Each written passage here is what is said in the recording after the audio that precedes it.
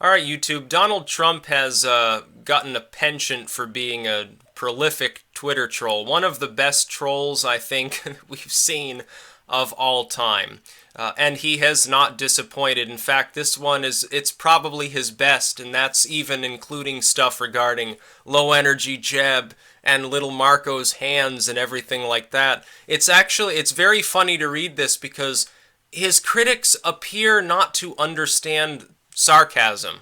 They don't understand irony. The entire media and all of his critics don't understand hypocrisy either. I'm going to read you the tweet that he made and the top response here because it's absolutely hilarious. So let me read. I'll pull it up here. And of course, I'm not looking at myself when I'm reading this, thankfully. This is Trump's tweet. It has to do with Mike Pence at the Hamilton Theater. The theater must always be a safe and special place. The cast of Hamilton was very rude last night to a very good man, Mike Pence. Apologize. Here's the top response. Most thin-skinned president in history wants the world to be his safe space. You gotta take a second just to appreciate how fucking stupid the response is. Of course, what's Trump doing here? It's a thinly veiled sarcastic jab at all of these people who are constantly rambling in colleges and universities around the country, at corporations, and in general about safe spaces. The idea, the sort of social justice warrior concept is that people should have special little places that they can go where they can say whatever they want and they won't have to deal with people who disagree with them. That they want to have a little hug box, a little echo chamber where they can suck their pacifier and not be challenged on their views. It's gotten so bad in some of these locations that even academic professors who tend to agree with the social justice warrior mentality, they're getting tired of it. That's how bad it's become. Now, I won't just aim this at the left. There are people on the right who do the same fucking thing. Trump's obviously being sarcastic here. It's kind of obvious what he's doing. He just set up all of his critics, actually, in a remarkable way through the phrasing of what he's said. He's just gotten them to attack the very concept of safe spaces, which was what he wanted to do in the first place. I watched the Hamilton footage at the theater there with Mike Pence. I thought it wasn't actually that disrespectful. In fact, it's kind of a non-issue. The legacy media reported on it as though it was some great revolutionary coup against a horrible tyrant or something like that. And I'll admit, I'm not a big fan of Mike Pence myself. In fact, I'm no sort of fan of Mike Pence. He's way too religious for me. But at the same time, Trump weighing in on it re-injects it into the media, number one, the legacy media, re-injects it into everyone's consciousness at an even greater level. Because all of these people at CNN, MSNBC, they monitor Trump's Twitter 24/7. They know that some crazy shit's going to come out on his Twitter. And they're too stupid, they're too absorbed in their clickbait. It's the same reason that he captivated them during the primaries. He says off-the-wall things with a thinly veiled and or sarcastic message embedded within them that causes his enemies to actually attack one another. He did this with regards to crime statistics, you'll remember. He did it with regards to that. He put out a figure that was slightly wrong and got CNN to admit that there's a differential within the crime statistics. His point being, of course, inner city areas are overrun with crime, something that if he had addressed directly, they would never have reported on. They would have said, oh, he's just totally wrong, he's being racist or something. He got them to report the correct statistics on inner city crime by doing that. He did this as well with C for confidential, for classified. Of course, it doesn't mean classified, it means confidential. He got the media to report on that by being just a little bit wrong in his tweet, because he knows if he says something that's 99% accurate and 1% false, the media will fixate on the false part. They will then helpfully, to all of their viewers, explain what he meant to their viewers, largely corroborating what he said. It's a masterful tactic. It's really wonderful to watch this. This is, though, the best jab that he's made. The response, oh, he's thin-skinned. That's the point, you moron. That's the point he's trying to make. He doesn't care if Mike Pence gets heckled a little bit at the Hamilton Theater. Mike Pence is an adult. He can deal with it. I'm sure he's used to being heckled. He doesn't care. He just went there to see a show, and he sat there and enjoyed the show. He didn't care. Trump also, by the way, doesn't give a fuck. What he was trying to do is use that as an opportunity to get you morons to admit that safe spaces were a pile of crap.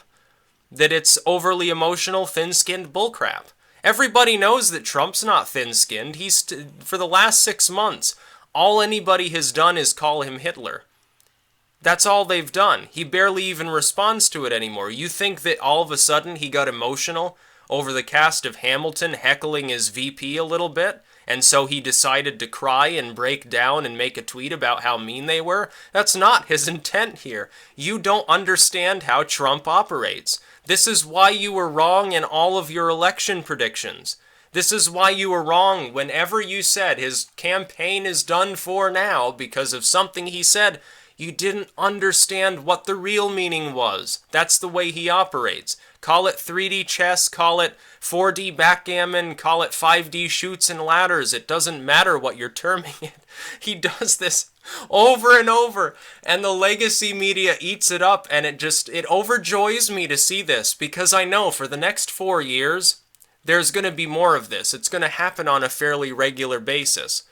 And those that supported Trump, especially his hardened fans, are probably like roaring with laughter. I'm just getting a little chuckle because I'm not one of his hardened fans. I'm not on board with all of his policies. He's just a politician. He's been elected. Now he's a politician. I can criticize him more easily now, by the way, if he does something fucked up. But, I mean, at least admit it. This is hilarious. It's hilarious to watch him troll tens, hundreds of thousands of people effortlessly. In 140 characters or less, he basically just decimated the argument of the social justice warriors. Some of them are too unintelligent to even realize they've been trolled.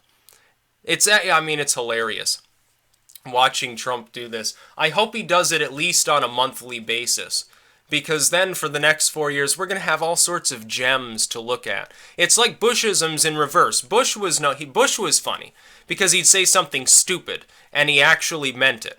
Trump is funny because he says something that appears stupid. It's actually very, very smart and tactical, and everybody else reports on it as though it's stupid while corroborating what he said. It's masterful. I mean, it's wonderful. He's the social media president, which means we're going to get all sorts of dank memes from him. Oh yeah, you're going to get all sorts of stuff like that for the next 4 years. It's not like he's going to stop. He's still negotiating with the Secret Service over having his Android device or something. They're probably going to end up giving him a BlackBerry. He'll say, oh, fuck it, okay, that's fine, I could still use Twitter. He'll still remain in nominal control, by the way, of Twitter. He's the President of the United States. I'm not going to take away his Twitter handle. They'll just make sure that they check anything that he's tweeting out before he tweets it out to make sure it's not, has classified info or something. That didn't stop Hillary, by the way, though, from talking about our nuclear response time in the third presidential debate. So the Secret Service is not exactly known for being quite as effective on some measures as it probably should be. Honestly, I think they should get rid of the Secret Service and just have a company of U.S. Marines and some FBI agents there. They'd be more effective. It'd be a lot more brutal, too. You surround him by that kind of person, and nobody's going to try to scale the White House fence because they're going to end up black and blued and bleeding out of every orifice at some point. So, yeah, watching him troll the lamestream media and all of his critics, it's just, it's music to my ears. Not so much because, God Emperor Trump or my policies, but because I'm a person who also enjoys really infuriating others. I can be a bit of a troll, especially on chat rooms. This is beautiful, honestly, to watch him do this. It's hilarious.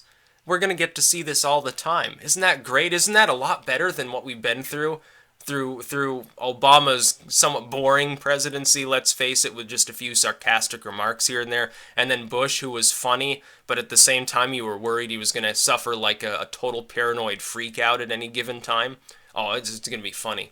That's about all. Peace out.